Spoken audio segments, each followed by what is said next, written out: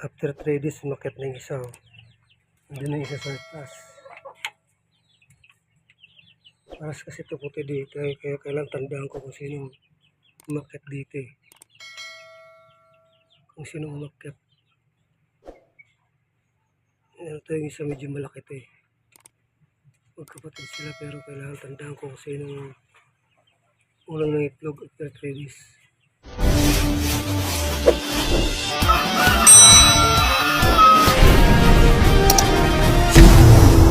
After 3 days, umakyat na yung isa. Oh. Hindi na yung isa sa taas. Paras kasi ito puti dito kaya kailangan tandaan ko kung sino umakyat dito eh. Kung sino umakyat. Ito yung isa medyo malaki ito eh. Magkapatid sila pero kailangan tandaan ko kung sino ulang ng itlog after 3 days. Ito malaki ito kaysa dun sa isa eh. Malaki yung bulas dito yung isa na ito eh. Kaysa dito. Ito medyo manipis na ano eh. Pahaba yung katawan. Ito eh. Medyo chubby ang katawan nito eh. Kaya ito yung nauna. Di ko lang alam kung sinong matanda sa kanila. Pero ito yung nauna isa. Kaya kailangan tandaan ko siya. After 3 days na siya umakyat. Mamaya pa yan ano. Kung naitlog ngayon yan, mamaya pa yan. Anong oras pa ngayon? Hindi ko na talaga kung anong oras. Mga 12 na yata. 12 na ngayon eh. Past 12 na ngayon.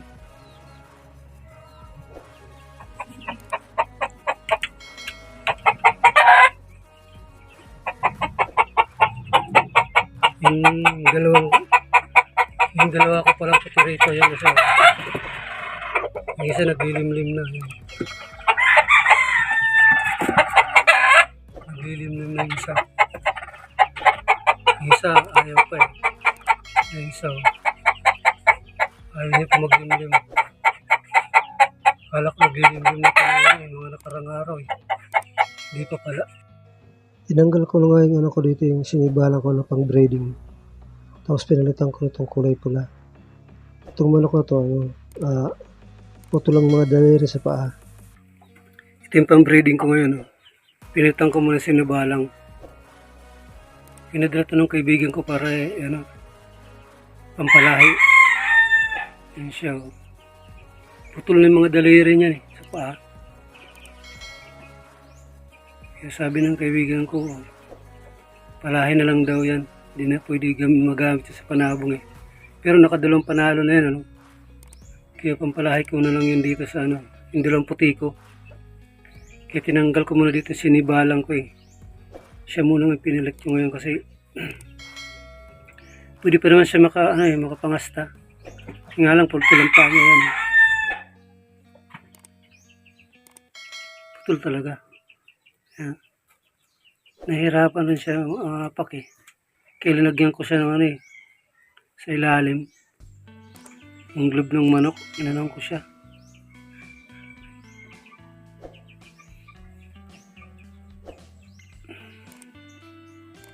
Yun na lang niya ngayon silbi. Palahin na lang siya kasi wala na talaga, wala na din na magagamit eh.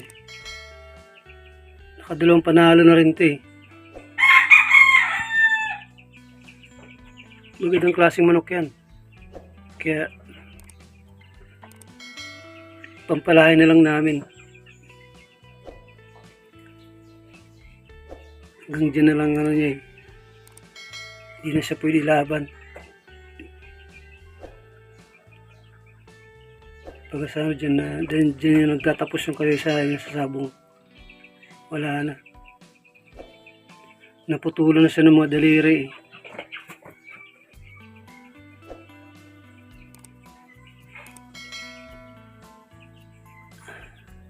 Kaya ganyan na lang siguro yung magiging ngayon.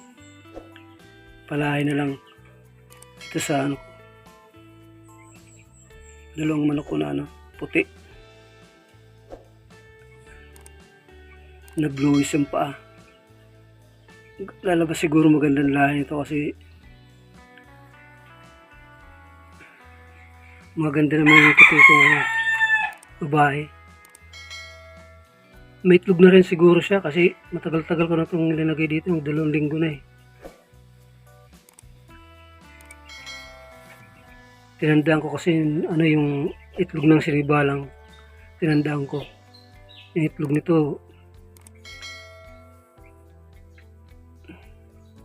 tinandaan ko rin eh. Mahirap kasi minsan makasigurado dahil yung 2 puti rito nangingitlog sa pagkain niya eh. Iisip ko baka baka nangitlog na naman sa pagkain kahit nandito to. Maano din naman siya eh. Kinakastan din naman niya eh. Hindi katulad ng sinibalang ko, masipag ganyan eh. Kaya ito, di pa ako nakasigurado dito.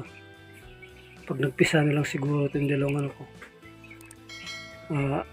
Inahin na puti. So, hindi ko alam kung naglilimlim na ba ito, Kasi akit baba ito eh. Ito talaga naglilimlim ito, walang babaan. Yan. At yung itlog nila dyan, may sinibalang. Dito may sinibalang din. Kaunti lang naman itlog na sinibalang bago ko ito linagay. Kaunti pa lang itlog niya dyan.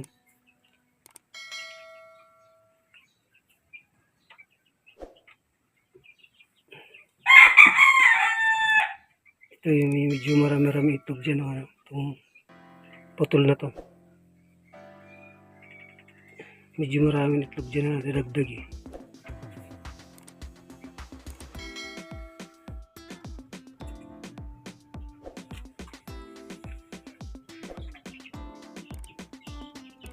Hindi naman talaga totally na putol ang paa nito eh. Mga daliri sa paa, yung 3. May natira pa namang isa eh. Yung 3 daliri niya yung putol eh. Bale natira sa kanya, di ba, 4. Natira isa yun eh. Yun nakalawit dun eh. Kaya ginawan ko ng paraan eh, para hindi siya mahirapan tumukol paglakad. Kaya linagyan ko siya ng glove ng manok. Yung glove ng manok, inano ko sa kanya dyan. Pinalaki ko na lang yung butas para pumasok yung putol sa yung natira doon sa naputulan ng daliri. 3 kasi daliri naputol nito eh, tinamaan ng tari. Kaya pinutol na lang talaga yung 3. Nakaawa din naman eh, pero wala ko nang magagawa. Kaya na lang siya dito, pang palahay na lang talaga.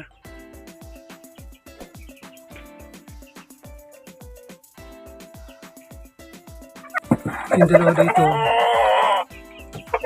naglimlim na yung isa. Ewan ko kung kailan pa ito naglimlim. Tinanggal ko na yung lalaki, binalik ko lang ng umaga dahil hindi pa pala ito naglilimlim. Nandito lang dito pala sa baba. Hindi umakit yan. Kaya ngayon umakit sa lalaki dito. Ewan ko, takot yata siya. Pero may itlog na yan doon. Nakakasta na din naman yan eh. Hindi ko alam kung yung itlog niya dyan sa pagkain kasi nangitlog ko na ito dati sa pagkain eh. Pero ngayon hindi ko sigurado kung yung itlog niya dito eh sa pagkain niya dito ba sa manok na yan yung kelso. Kung dyan ba sa manok na yan, so wait na kinakasta niya. Tumatakbo siya eh minsan. Ito rin. Kasi sumuli yung dito. Yung naman sa kanya. Yung kumusta sa kanya. Hindi ko lang alam kung nahaluan ito eh. Kasi bago yung naglimlim. Pinakastaan ko muna dito eh. Siya muna dito rin. Ito ang gagawin namin pang breeding.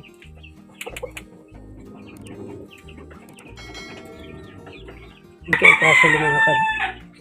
tutungan ang paa niya.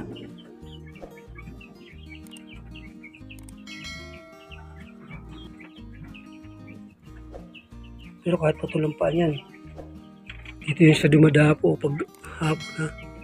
Hindi siya pa rin dumadapo kahit mataas ang ano, kahit mataas dito. Diyan pa rin siya natutulog sa taas din, no? Kahit nag-iisang paa lang yung kumakapit. Samantala meron dito sa baba niya, no? Diyan, may dapuan dyan. Tapos dito sa taas yung mga mangingitlog sana, dyan sila dadapo. Bago pumunta dun sa itlogan nilang linagay kong paitlog. Ito, ayos to eh. Pag walang lalaki dito, pag walang lalaki dito, dito sa baba. Ngayon, binili ko to. Tinanggal ko kasi kahapon, kala ko nandun na siya dyan eh. Kasi di na siya bumababa. Tapos di pala niya lililim kasi tinignan ko kahapon kung nasaan siya. Dito lang siya nakadapo. Hindi niya talaga inupuan niya diyang itlog niya. Kaya yung maaga binalik ko siya. Yan, di na naman siya sa taas. Nagbinalik ko tong lalaki na to, tong tandang na to. Binalik ko siya dyan ngayong maaga kasi nandito lang yan eh. Dito rin sa paikot-ikot eh. Hindi siya umakit na sa taas. Ngayon, umakit na naman siya. Yan siya, umakit na siya, no? Kayang bumaba. Hindi ko alam kung paglilim-lim ba. Tapos kasabahan niya lang ng itlog yan eh. Nahuli lang siya ng ilang araw bago ng itlog. Kaya ito isa, naglilim-lim na. Magkapatid talaga yan. Kung kailan ito paglilim-lim. Marami ng itlog yan dyan eh. 12 na yan dyan eh.